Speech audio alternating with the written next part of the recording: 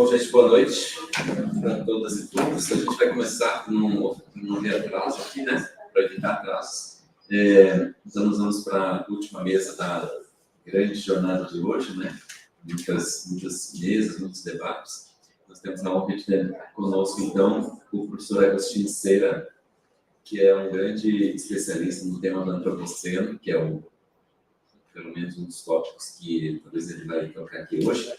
O professor Agostinho Cera é professor associado de Filosofia Teorética no Departamento de Estudos Humanísticos da Universidade de Ferrara, que é, todos sabem, parceiro aqui do nosso programa.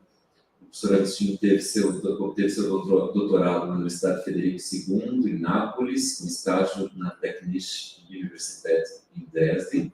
Seu trabalho abrange o pensamento alemão entre os séculos XIX e XX.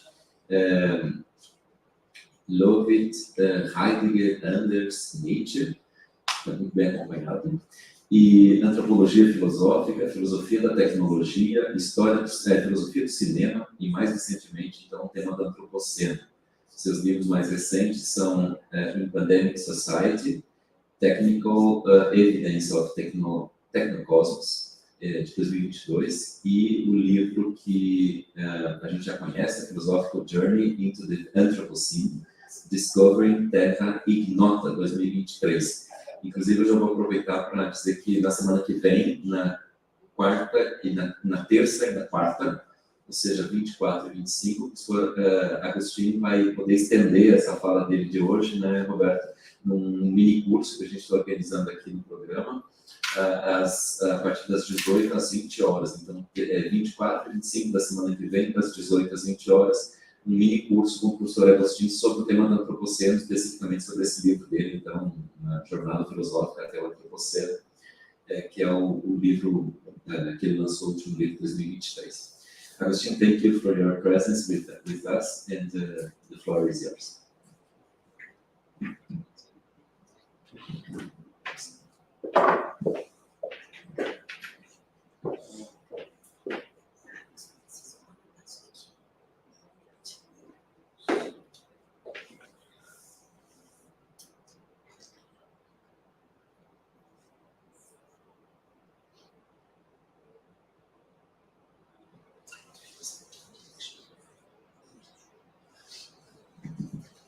Eu esqueci de avisar uma coisa, o professor Agostinho vai falar inglês, mas aqui a gente tem um QR Code, então todo mundo pode acompanhar o texto dele em português. Então, quem quiser pode aproveitar que já está aberto ali, tem então sempre aquele QR Code. E os slides, the slides are em português, ok. E os slides também seguem em português. Mas quem quiser pode acompanhar o texto então pelo QR Code.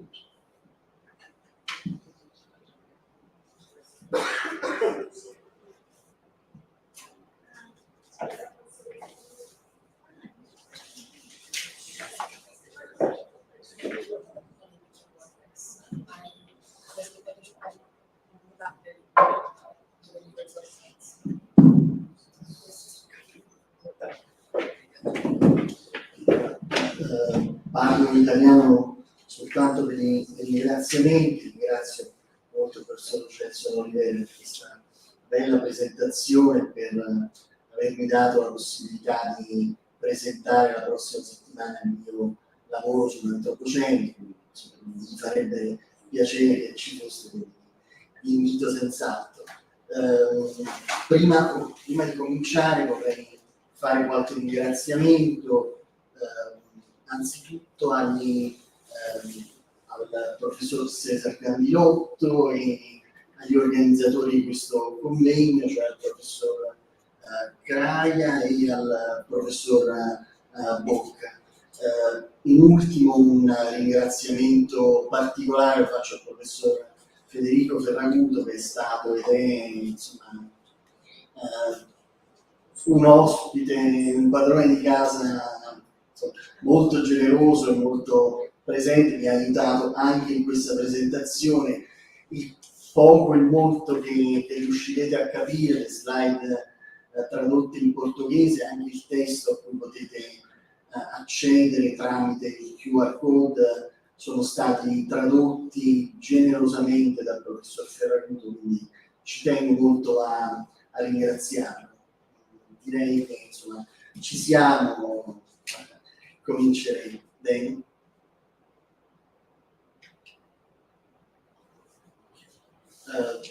Come diceva il professor Olivera, parlerò in inglese, ma leggerò il mio testo in inglese, insomma, ci sono le slide oppure in handout in portoghese, quindi dovreste riuscire a seguire quello che dico, ammesso che non so this presentation is entitled De-metaphorizing Technology Towards the Lexical Ecology of the Artificial. To properly introduce this presentation, a few premises are necessary. The first is that I will expose an aspirant research program which as such contains all the limitations of any programmatic action. First among them is indeterminacy. Having said that, in today's time frame I will briefly show the reasons and goals of this program. It is a lexical ecology of technology which concretely consists of a de-metaphorization process, acronym de-meta. Strictly speaking, it's not really a de-metaphorization, but rather a change in the metaphorical vector and thus a re-metaphorization. But I must confess that I couldn't resist the allure of an acronym that contains a negation and rejection of Zuckerberg's metaverse from Metasur. Use this form of de-metaphorization. The second premise is that this research program is part of a larger work that I've been carrying out for some years now. It is a historicization of the post-Heideggerian philosophy of technology. The basic assumption of this work is that the philosophy of technology is living an epistemic crisis in the form of a deficiency of its properly philosophical dimension. Indeed, to avoid being dystopian or apocalyptic, as the classic philosophy of technology partially was, the current mainstream in this field, in this area of studies, so-called post-phenomenology, first and foremost, has produced a total rejection of its traditional transcendental and continental background, ending up turning into an apologetic practice that is becoming unable to be critical. As I have argued more extensively elsewhere, this epistemic crisis equates to the involution of the so-called empirical term into an ontophobic term. That is to say, in the metamorphosis of the philosophy of technology into a problem-solving activity. My claim is that once this transcendental background is recovered, once this prejudicial ostracism against it is set aside, philosophical reflection on technology could represent an outpost to realize here and now what should be the goal of philosophy everywhere and always, that is, to comprehend one's own time in thoughts, according to a famous passage from Hegel's philosophy of rights. In other words, a philosophy of technology in the nominative case, filosofia della tecnica al nominativo, according to a definition by Frank Warburg, could embody the best current version of the philosophy of history. So, to summarize these sets of premises, the lexical ecology of technology in the form of a de-metaphorization process equates to a counter-movement to the epistemic crisis, to the ontophobic term of the current philosophy of technology. Such a counter-movement, in turn, should help make the philosophy of technology to become the actual philosophy of history. The here suggested de-metaphorization of technology is functional to a kind of re-philosophization of the philosophy of technology. Concretely, my argument, my presentation, consists of 4 parts. After a short overview of the De-Meta project, I will present a concrete case of de-metaphorization, that is the supposed relationship between human being and technology. The third part is a kind of brain conclusion, while the fourth and final part is an appendix. So I start with the first part, an overview of the De-meta project. The underlying assumption of the De-meta project is that the philosophical question concerning technology in its current form requires a critical, reflexive work on its language, in the sense of a lexical ecology of technology. Traditionally, the lexical trend of technology, the way of naming and telling its extraordinary development, has been that of an anthropologically based metaphorization. Such a choice was justified by the need to make understandable, not only to specialists, a huge number of phenomena and processes that would otherwise have remained unintelligible because they were very far from the common sense, despite their great impact on everyday's daily life. This means that the basic work of metaphors in this field, its metaphorological function as a transposition, was the didactic, explanatory one of bringing something unknown, something far, close, making it more familiar. That is an approximation in the form of humanization, anthropomorphization, according to the principle. What the technology does resembles what human being does. The ideas of artificial intelligence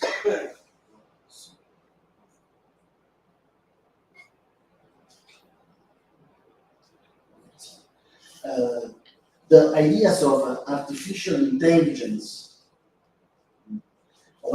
intelligence, human-being relation, or technological agency are emblematic example of this trend, whose symbol can be found in Alan Turing's imitation game. As a result, the classic model of technology's lexicon, its Turing stage, so to speak, was based on a mimetic, anthropomorphizing metaphorization. My hypothesis is that nowadays, within a post-Turing stage, this lexical model, particularly the behaviorism that inspires it, is no longer being able to perform an orienting and understanding function.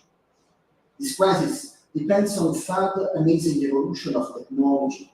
We can identify it with the advent of the digital CERN or the paradigm shift in computer programming that is from imitation game to machine learning.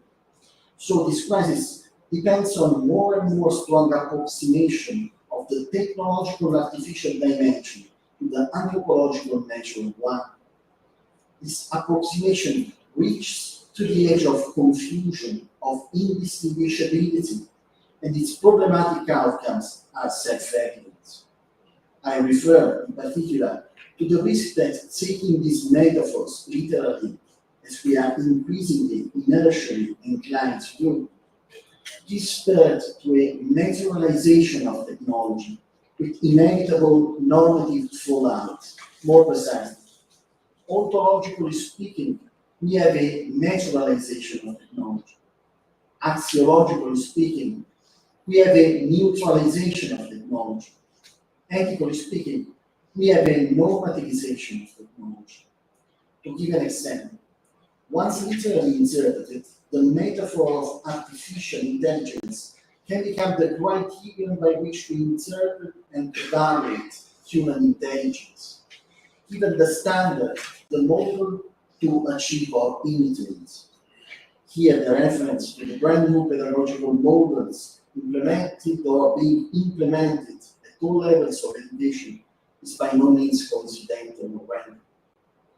Given this assumption, I think it's useful for the philosophy of technology to begin a critical reflexive work on the language of technology, on its lexical dimension, in the form of a de-metaphorization, in order to re-emphasize, re-establish the essential and unsurpassable differences between human being and technological features and functions.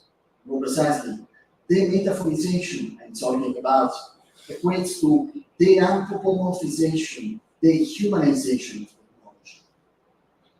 As a first concrete case of the Rede project, I would like to present that of the term of the concept of relationship, that is the deconstruction of the idea of the myth, according to which the link between human being and technology can be described and understood as a relationship, or even just an interaction. In this particular case, therefore, the metaphorization is also the mythologizing.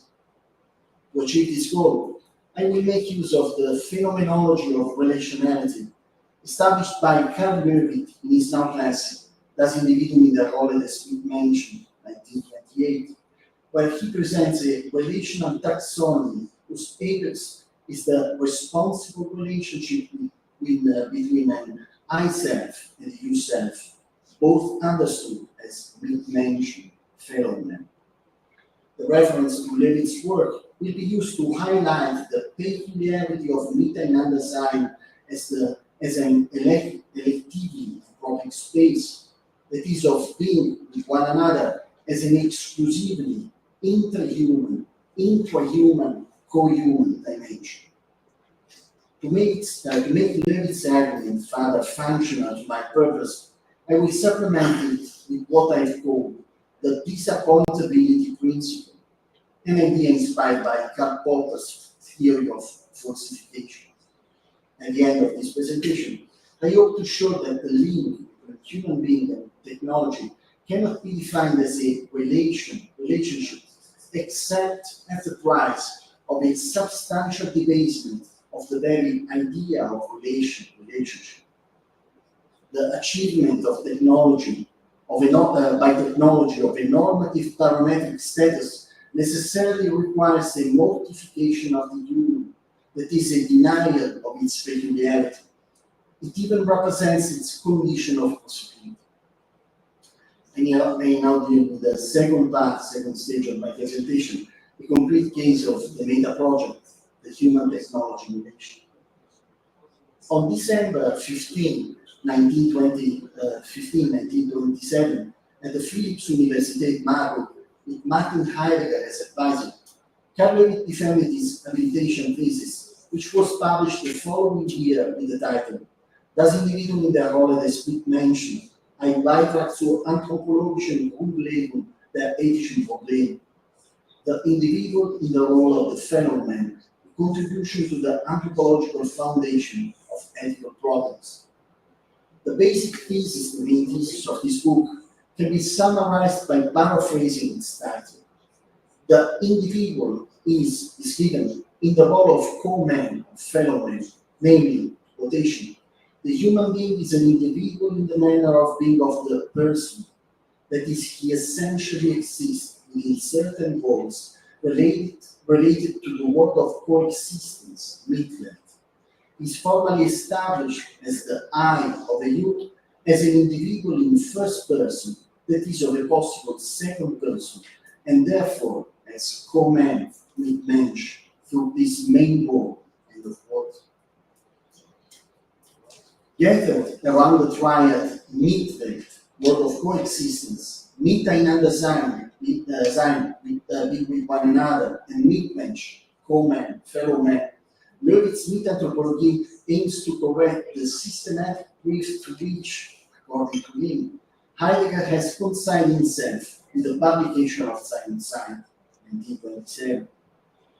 The result of such an attitude is the conviction that the authentic Sache des Denkens does not correspond to a Seinsfrage, question of being, but rather to a Menschenfrage, the question of human being. To the metaphysically neutral, that is, existential selfhood of the Dasein, Mitanthropologie opposes the anthropically effective, that is, vital one of the Mitmensch. In Levitt's rereading, the Da of the Dasein becomes the myth, the width of the Mitmensch. As a power to relate, it seems draft, according to a definition by Martin Buber, the human being proves to be, to paraphrase Helmut Plessner, a concentric positionality. Mitanthropologie transforms the classic animal rationale into an animal relational end. The first step of Levitt's argument is to prove that the primary sense of the idea concept of world, that is world of coexistence, Mitwelt. So revealing the priority of Mitwelt with respect to both Umwelt, environment, surrounding world, and Werkwelt, world of work. The priority of Mitwelt functions therefore as a guarantee of the primacy of being with one another, Miteinander-Sein, as human beings' preeminent way of thinking, and consequently of the co-man, Mitmensch, as his natural law. Once this priority has been established, Levi deals with the immanent structures of Mitwelt, which culminates in an overview of the different forms of binary bonds, whose pivot is the relationship, Verhältnis, generically defined as quotation, that structural connection whose basic element have a unique and interior nexus and not a mere link, end of quote. On this basis, Levi presents a relational taxonomy which includes connection, Zusammenhang, an extrinsic causal link in which none of the relator makes intrinsic reference to the other. For example, rope and foot. Relation, Beziehung, Relation, the link in which there is respectivity, namely in which one of the relator carries an intrinsic reference to the other. However, this occurs only unilaterally, for example, frame and picture. Correlation, correlation, a truly bilateral link wherein there is a kind of reciprocity of the relator, for example, key and keyboard. However, none of these links can be considered a relationship because none of them implies the question of the nature of relator, that is the difference between someone and something. In other words, it's the introduction of the anthropological variable, that is the someone factor, that characterizes the specificity, the peculiarity of the relationship as a link, since only the someone is able to involve his own selfhood within the framework of an authentically common dimension in that it is intentionally co-divided. It is only on the basis of this conscious involvement of the selfhood within a relation that it is possible to speak in any proper sense of reciprocity and the of the link that is of its asymmetry, symmetry, or unilaterality, bilaterality.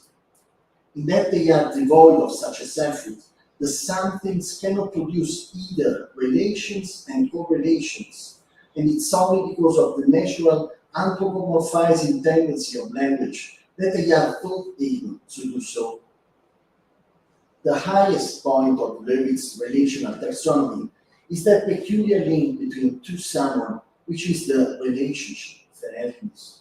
In one being for the other, free from an end, zweckfreies Füreinander-Sein. That is, with its aim existing itself. More precisely, the most complete form of Miteinander-Sein is the responsible, verantwortlich relationship, namely a non-absolutized but absolute relationship of I self and you self.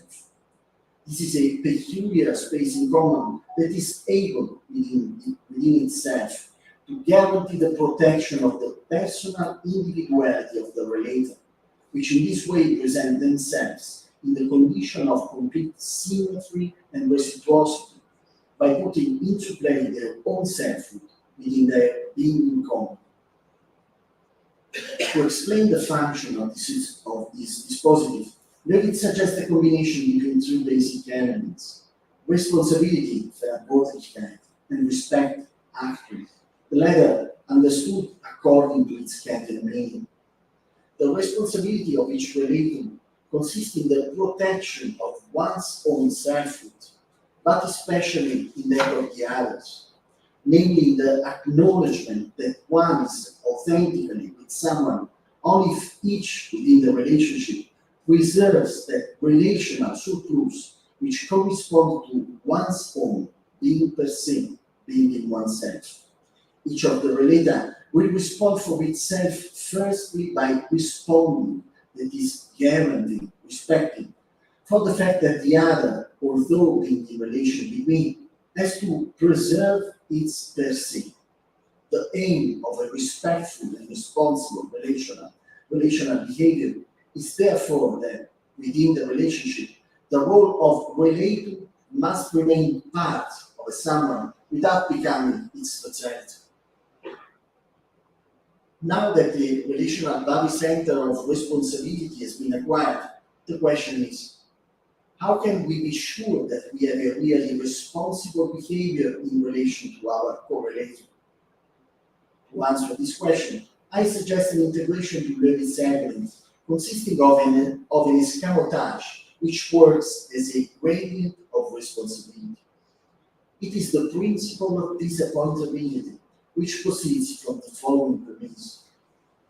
If being responsible essentially means to respond for oneself in front of another, namely to respond to another, then it's clear that the more one is able to do this, the more of the self, or one's self, one brings into play within meet and understand. What I can best guarantee is myself, that which I authentically am. At this point, the principle of disappointability comes into play. I developed this idea by analogy with the argument at the basis of the principle theory of falsification established by Karl Popper in the Logic of Scientific Discovery, 1935. Just as in the case of Popper, also here the principle functions essentially as a criterion of demarcation. There, for the authenticity of a scientific theory, here for the authenticity of a responsible relationship. As known, Popper maintained that the only reliable criterion to prove the scientific basis of a theory is not its verifiability, but its falsifiability, the possibility of its being repudiated, falsified. In his words, I shall not require of a scientific system that it shall be capable of being singled out once and for all in a positive sense, but I shall require that its logical form shall be such that it can be singled out by means of empirical tests in a negative sense. It must be possible for an empirical scientific system to be refuted by experience. End of quote. In a similar way, from a logical point of view, I'm proposing and suggesting that the validity, that is responsibility, authenticity of the particular system that is here at stake, that is relationship, depends on an empirical negative assumption, namely the fact that each relatum responds entirely for itself within the space of determined design. That is to say, that each relatum has to get involved completely and as such, that is in itself, per se, in the presence of an otherness, a correlatum, which behaves in the same way. Whenever I put myself radically in play within a relationship, I expose myself to my correlatum. I put in common, I share, I communicate myself, and therefore I account for myself by calling another into account. In brief, I entrust.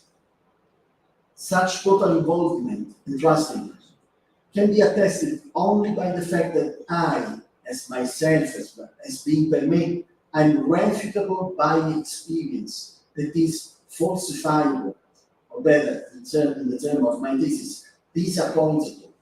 My entrusting implies that the other, to whom I ask to call me into account, has the power in his response, in the exercise of his responsibility, to make use of me and therefore, potentially, to falsify me, to delude me.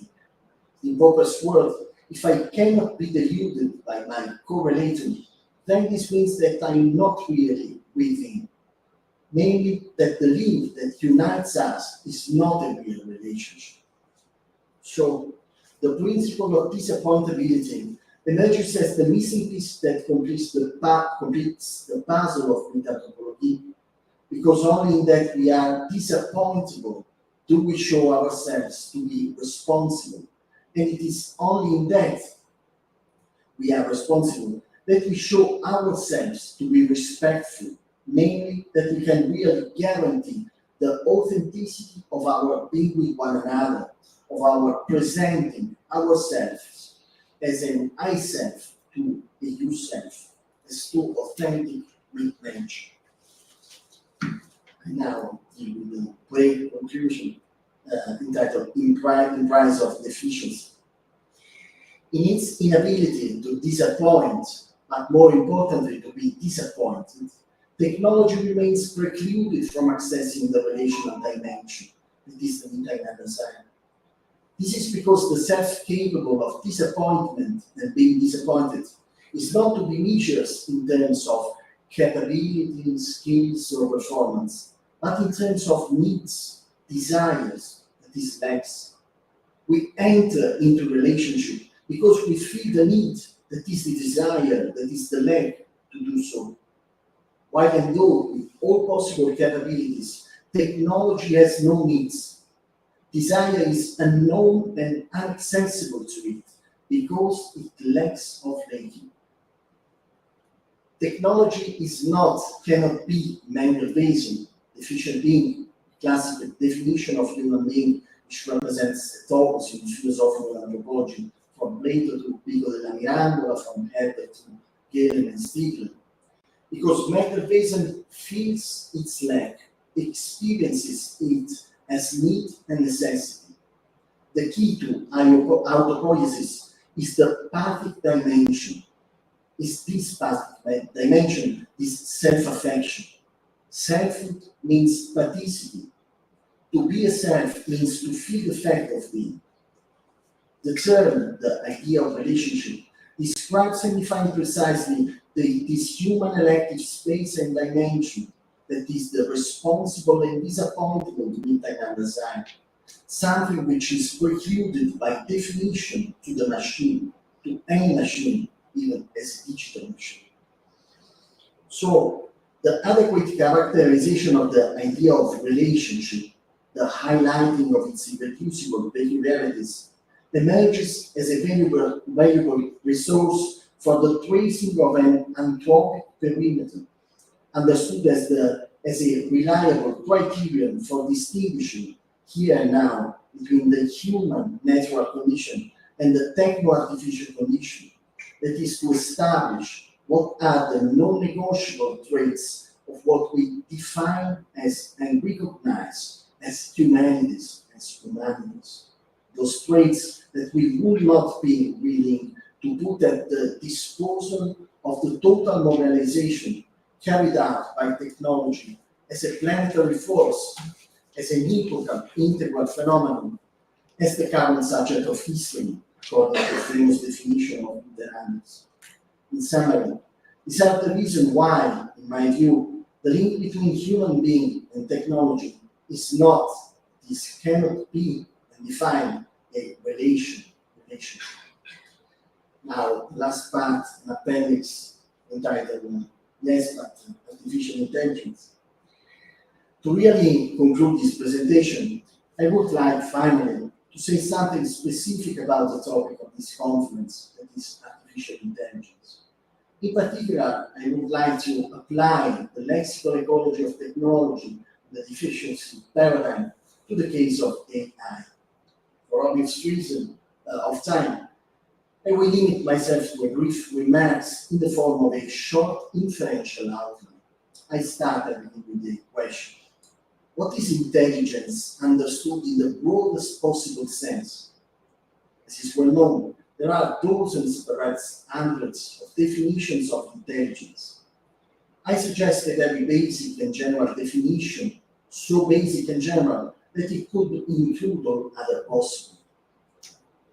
So my definition is intelligence, everything we call intelligence and or associate with the phenomenon of intelligence, is a vital tactic. Problem solving itself as the fully rationalized version of intelligence is a highly refined form of vital tactic. So, what is a vital tactic? It is a behavior, or rather a way of being, of a living being that corresponds to its fundamental needs, to a metaphysical necessity that inhabits it, the conatus sese conservandi. By an inexplicable law of nature, everything that lives wants to live, that is to continue living. It does not want to cease to be, and thus it resists its own unification. At different levels, sometimes very different levels of complexity, this is a fundamental feature shared by all living beings, from amebas to humans. In the case of the particular living being that we call human, this fundamental feature becomes fully explicit, that is, conscious. With the human being, in the human being, life becomes existence. Human is the only living being that knows it must end, that it is destined for the nullification. The deficient being knows and feels, above all, its constitutive lack in the form of mortality, of finitude. It knows and feels this mortality, this finitude, and opposes it. Life that has become existence expresses itself as a pathos of finitude. Everything that has to do with intelligence responds more or less directly to this awareness, to this feeling, or better, this pathos. Before anything else, intelligence is resistance, opposition to one's own finitude, mortality. In the case of human being, it is the effort of the deficient being, ultimately destined to failure, to transcend, or at least to delay as much as possible, its own nullification. And it does so, said, precisely because, by metaphysical law, everything that lives wants to live. The deficient being cannot be indifferent to its own being. Intelligence arises from here, comes from here. It is this inevitable, unsurmountable, irrepressible involvement with oneself, this inability to be uninterested in oneself. What I mean is that without such a premise, there can be no intelligence at all. And that's precisely the point. A machine, any machine, lacks exactly this premise. By principle, it is indifferent to itself in its own being. It does not want to live. It does not know any conatus sese conservandi. And for this reason, it is incapable of producing any vital tactic, of opposing its own unification. Not because it is incapable, because here it's not a question of capabilities or skills, but because it does not feel the need. It is not subject to the metaphysical necessity to which every living being is by principle exposed. It lacks of pathos of finitude. On the basis of this assumption, we can ask the previous question again. What could be an intelligent machine that is an artificial intelligence? It would have to be something that overcomes this indifference toward itself, something that accesses the dimension of the will to live, of the conatus sese conservandi, first and foremost because it knows, it feels the fear of dying. Despite all the progress of and in technology today, nowadays, personally, I believe and hope forever, the realization of such a scenario seems beyond any horizon of possibility. The most we can do is imagine it relying on the power of heart. For this reason, I would like to conclude this time truly, this presentation, with the imaginative manifestation of a real artificial intelligence. It is a famous topos of culture, not only popular culture, and the collective imaginary of our age. That is the final scene of Blade Runner, the famous 1982 movie by Ridley Scott, inspired by the genius of Philip Dick, that is by its brilliant transfiguration of the Turing experiment of the imitation game. The android Roy Bentley, played by Rutger Hauer, proves to be an intelligent machine because it proves to be a living being. And it proves it because it accesses the dimension of compassion, sympathy, compatire, because it's able to experience pietas, along with his own pain, his own fear of dying. The android feels the fear of the other, and for this reason, at the moment of his death, of his end, he decides to save the life of his enemy. He chooses to support his enemy's conatus sese conservandi, his desperate struggle, like that of every living being, against its nullification, against its own finitude. Through the gesture of compassion, his enemy turns into equal. They both turn into mid-mentioned fellow men, and in this way their link turns into a genuine relationship. This is the only possible relationship between human and technology, between humans and machines that I can imagine. Being intelligent means essentially this. It equates to understanding, to feeling the meaning of the phrase, time to die. So, as a conclusion of this presentation, I would like to leave the floor to this impossible machine, to this real artificial intelligence, for a little lesson of humanities.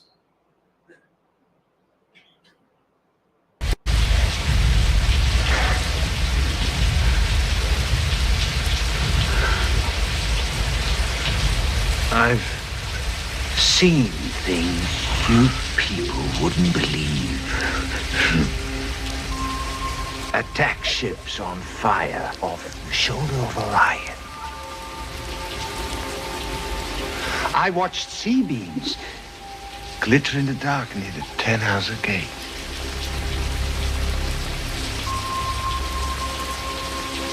All those moments will be lost in time, like tears in rain. Time to die.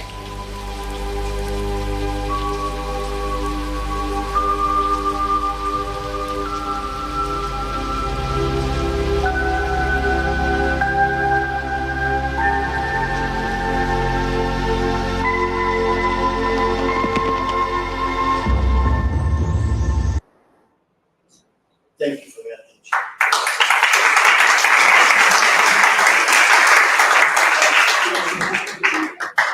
Thank you, Agustin. Very, very nice, very beautiful and exciting presentation. Thank you so much. Nós temos algum tempinho aqui para algumas perguntas, se alguém quiser, comentários. Giovanni já levantou a mão. É isso, né, Giovanni? E Roberto, então, imagino que vocês vão falar inglês, então fica fácil.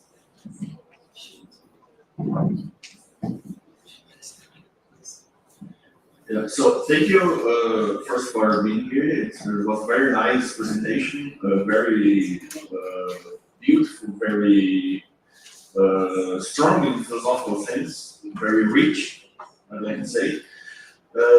Also, I'd like to ask you, perhaps it's kind of obvious question, but it's on the erotic sense that can emerge from the relationship or this fake relationship between a man and a machine. This is obviously worked in his movie Horror. I think it's the greatest example. But also, I think in the second Blade Runner, actually, where the main character has this kind of relationship with this AI. And also, I think the concept of need, or I think the Portuguese word is actually better, carência. I think this is quite important in this erotic and the sense, in the sense of eros, and giving yourself to the other, and giving in the sense of giving yourself and abdicating somehow from yourself to the other. Thank you.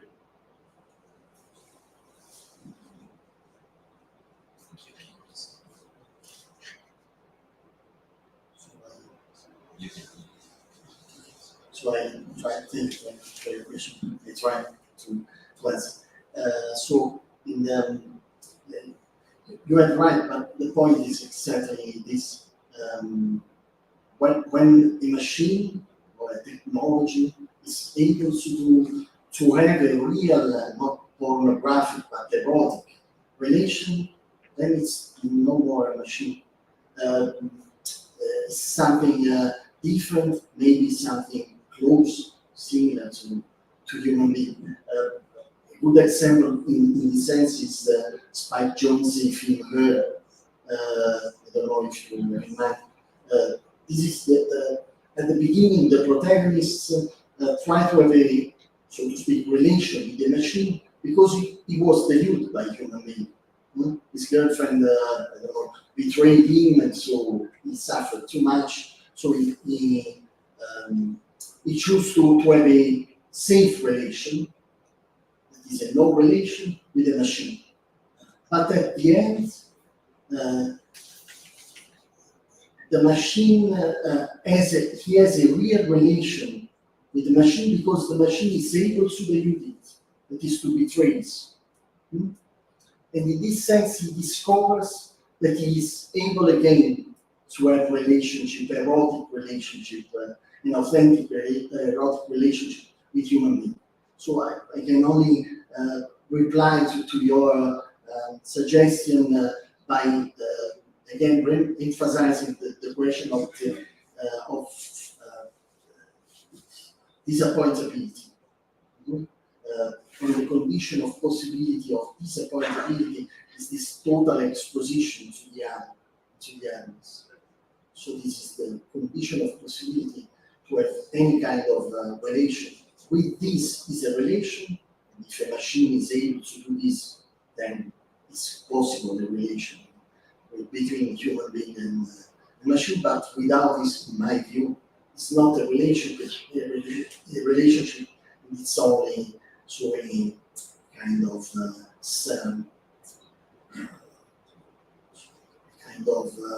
mistake or short circuits produced by the inertia, metaphorical inertia of language. That's the rest of that. Thank you. Thank you, Agostino. So, Roberto. Thank you, Agostino, and I really appreciated your speech. Also because I was, as we would say in Italian, finalmente qualcuno che le canta chiare, no? Against, not against, but nuancing something on artificial intelligence, which is has become sort of a myth and a normative myth, included, as you say. So thank you for this. And secondly, thank you for using the heritage of philosophical anthropology for this purpose. So it seems old stuff, but you, I think, underlined perfectly well how it is still relevant to understanding what is the human being, who we are, and so where to somehow cross, put a difference, to analyze this difference. So I think this is important. My question is on your principle of deception. It's not the word you use, it's principle of disappointability, exactly. So, and if I understood correctly, you used this principle somehow to correct Carl Levitz's perspective. So, my first question is, because when in the end, towards the end of your speech, you somehow rephrased or complemented this principle of disappointability with the pathos of lack. So I somehow perceived you were maybe trying to say something which was the principle of vulnerability. So, which seems to me a bit broader, or maybe it emphasizes some more dramatic aspects which are related to our living nature, I would say. So, and so in this sense, obviously, as a guy who studied Jonas, somehow I also saw there a dialogue between Jonas and Karl Löwit, who were close friends. So something in this sense. But more than Jonas, I see also something you find in Bernard Waldenfels, whose interpretation of I in the accusative rather than in the nominative sense, I think is very interesting, and it emphasizes a relationship, a more constitutive relationship with which we are. So this, I think, I don't know if you have this idea in mind to go towards vulnerability, but if so, my second question would be maybe the correction of Karl Löwit's ego or self could become something more radical than Löwit himself. So integrating vulnerability in a perspective of the self means going beyond the solipsistic heritage of a certain idea of ego which we have inherited. So I don't know if you foresee this perspective as well. So going beyond this self-centered idea of the self, relational but dramatically relational or vulnerable in the end. So I don't know if, but thank you, because these were the ideas which came into my mind. Thank you. Thank you so much for the questions. So I can say that the principle of disappointability could be a relational version of the vulnerability principle. That is the vulnerability principle applied within the framework of multi-layer design of relationship. This could be maybe an answer. My attempt is to integrate Löwit's perspective. I think that in Löwit's argument there is more or less all that I need or we need to make this kind of discourse, but my attempt was only to make more explicit. This theoretical is positive in order to, as you said, in order to actualize it, to show that this old stuff, metaphysical stuff, is not so old, maybe.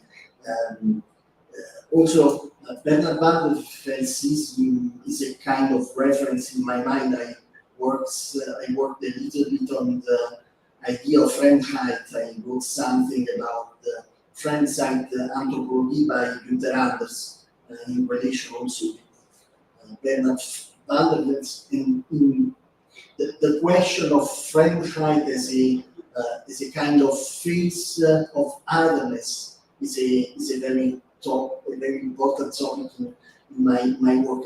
If I can summarize in few words my critical approach to our contemporary age, I would say that one of the great problems has to do with the disappearance of otherness. We are, so to speak,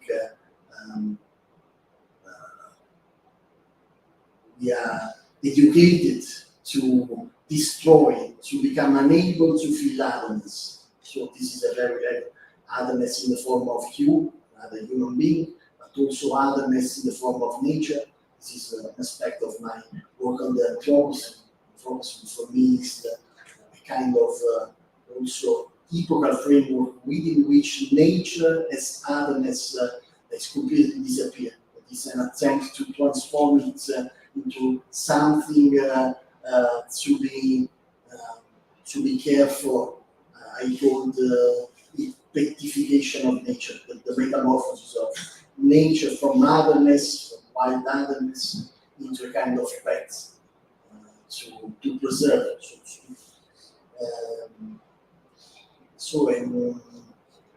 This is the question of the other question was about humans.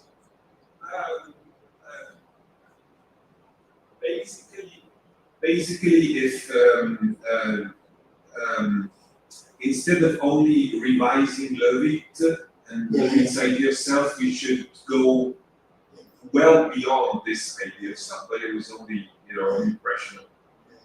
But more or less, it's, I think Lovit himself tried to make this in dialogue or in conflict with Heidegger vision of human being, so to speak, as Dasein and so on. So this was an attempt of Lovit itself in a very particular historical framework within which the 20th years of that century was Martin Buber or also Scheler with the idea of raison form and their sympathy and so on. There are a lot of interest about this situation of himself, Husserl's intersubjectivity and so on. This is Lovit's attempt to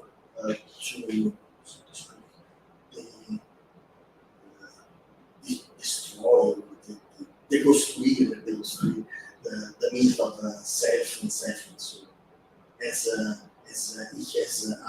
So it's not a thing. I was saying just two questions very quickly. One, I was thinking about. I was wondering if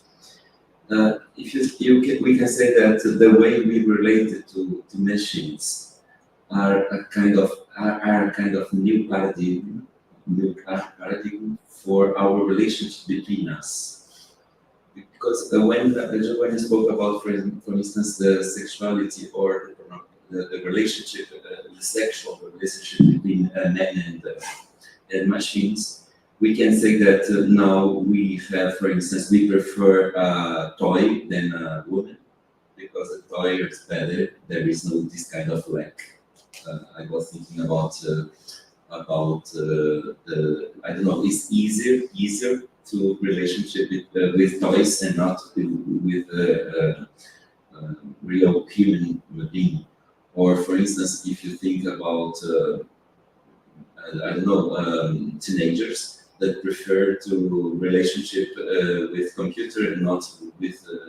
So it's a kind of paradigms. We can take your speech and apply to construct a new paradigm to speak about human relationships. And another question was very, very simple. I would like to know if you know, if Lovit used the term, the expression how can I say demythologization? How is Roberta? Can you help me? Demythologization. In English, I do not say. Demythologization. Thank you. The question is, Jonas, and was in these years speaking about this concept with, for instance, Heidegger and Bultmann, and just because you use other words, but not this, so I would like to say to know if he uses or not this word. So I start with the second question. Not precisely, but the milieu, the background is the same. It started with Heidegger from 1923 to 1928, the year of the publication of his book, in Marburg, where there was this meeting between Heidegger and Bultmann, so the milieu is the same. He had in mind also this kind of suggesting, so to speak. The first question is precisely what I meant. I can understand the temptation to substitute the interhuman or co-human relation with the machine, because the machine cannot say no, cannot delude you. This is a matter of fact. But in a longer time, you can, I think, you can discover, or you have to accept that the real pleasure of the relation of the meet and understand with one another has to do with this potentiality of being deluded, or to have a no as an answer from your proposal, or to this is a rule of the game. It's impossible to you can set apart this issue, but the game is different. It's less satisfying. I think this is a matter of fact. I don't know. This is the difference. Roland Barthes said about the difference between pornography and eroticism. This is the point. Pornography has no ambiguity. It's totally, has no shadow, has no intrinsic or internal dialectic. And not subjectivity. Yes. Eroticism, on the other side, is this possibility to discover something, because not everything is a priori discovered or revealed. So it's more or less, I think, the same. Relationship with the machine is more or less a safe, so revealed relationship, very satisfying in the previous period, but unsatisfying in the long period, because the real pleasure, the deep pleasure of relationship has to do with the possibility to have a no, to be the neutral, have a contrast, to start a dialectic. A gente vai encerrar por aqui, porque tem gente querendo falar sobre filosofia da pornografia, né? Tem bastante gente para falar sobre isso, então a gente vai encerrar por aqui. E eu quero agradecer, thank you so much, Agostinho de Sena. E lembrando, então, que o professor Agostinho vai continuar essa conversa conosco na terça e na quarta-feira da semana que vem, das 18 às 20 horas. Na terça é na sala de projeção, que fica nesse mesmo andar aqui no final, no corredor à esquerda. E na quarta-feira, nesse mesmo andar à direita. Quarta e quinta? Não, desculpa, eu falo terça e quarta. Quarta e quinta, pronto, perfeito. Quarta e quinta, porque a gente mudou, né? Quarta e quinta, e não terça e quarta. Bom, então, muito obrigado pela presença de todos, encerramos essa noite. Muito obrigado, thank you so much.